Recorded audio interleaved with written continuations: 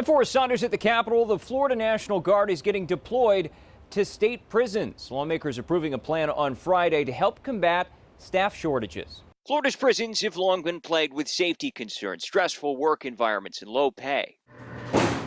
It's resulted in a correctional officer staffing shortage across the state. Current estimates show a 24.1% vacancy rate. While incentive programs boosting pay are helping, they haven't done enough. Next, we're going to move to Department of Corrections. At the request of the governor, lawmakers Friday decided to call in the Florida National Guard.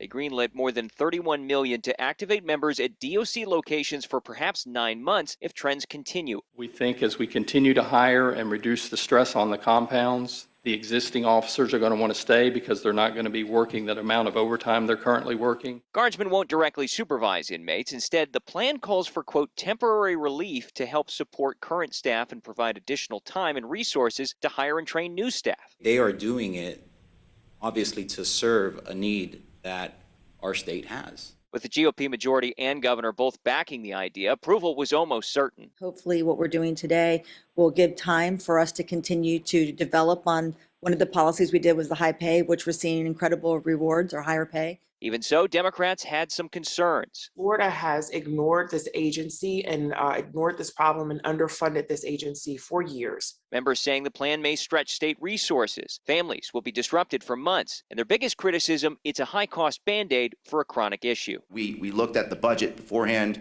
We're in healthy shape. There truly are some ideas and some opportunities for us to fix this issue. National Guard officials rebuffed some of those worries, saying they have volunteers ready to meet prison needs and that they won't compromise readiness in the event of a disaster. The amendment is still adopted. Florida is now poised to send in the troops.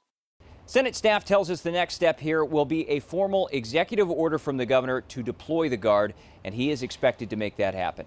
That's the latest out here at the Capitol. I'm Forrest Saunders reporting.